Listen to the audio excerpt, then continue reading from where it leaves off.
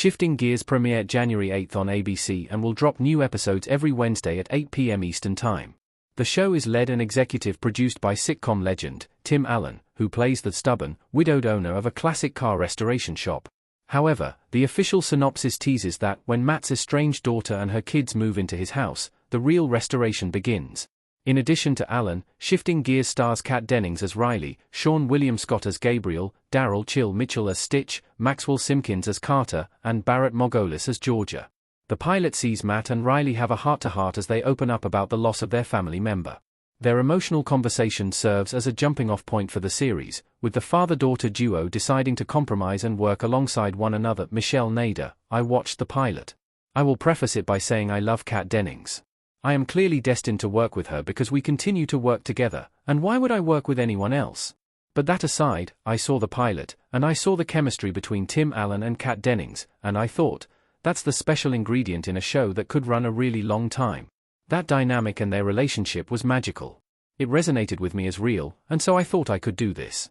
I would only want to do something that I knew I could do. And obviously, I always want to work with Kat, but it was that. The chemistry of those two made me K and Michelle Nader. Yeah, I think so. I think that I know what Kat is great at, which is a lot of stuff. Anybody could write for Kat because she's so good. But I think that I know her voice, and so I could plug into something and have a shorthand for it going in, even though I hadn't done the pilot.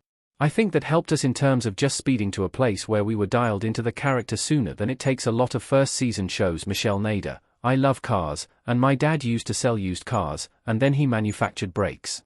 I was automatically just drawn to the coolest car because Tim Allen has an incredible fleet of his own cars. We use a lot of those cars in the show. But thematically, the show is about Matt Parker restoring classic cars, and that metaphor is so perfect for their relationship being restored. It's about the restoration of a family as well as his restoring cars. And to extend that metaphor, in terms of sitcoms, what he does in his shop is Restomod, which is restoring and modernizing cars, and that's what we wanted to do with the sitcom, basically. Restoring and modernizing a classic form and to make it run as fast as we can in 2024. I think that people sort of went away from sitcoms because it wasn't the cool form anymore, but I think it can be. I think it has so many qualities that people really respond to and resonate with. Michelle Nader, I like those emotional moments on television, especially when you have to code switch really quickly from comedy to really deep emotion. Sitcoms are theater at some level, and you're just looking at these characters in their raw state. That's the idea. And I think that that's another thing that drew me. Exploring grief in a sitcom is really like, wow, can we do that? And Tim is such a good actor.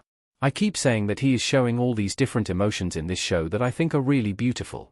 Like that last scene in the pilot with the flour sifter, and losing his wife, but then gaining his daughter back.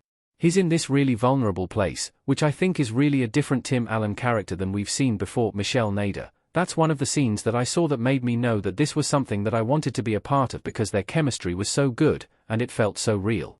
What I'm told is that that was real. There were real tears there. I've said this to Tim, that was the North Star for me going forward, which is, let us be able to get to those moments. Not every show, but that it's possible that we could go there and be that real and that emotional. Michelle Nader, that conflict is the bread and butter of the show, the generational differences in their perspectives. And it happens to be true for a lot of families that they are grappling with that too. Their parents have a certain way of thinking, and they have a certain way of thinking. And the interesting thing to me is that, when you have to be a parent and a child in the same house, and that's Riley's character, I think that that is really a fun exploration. What is juicy in this is that they have to find a compromise.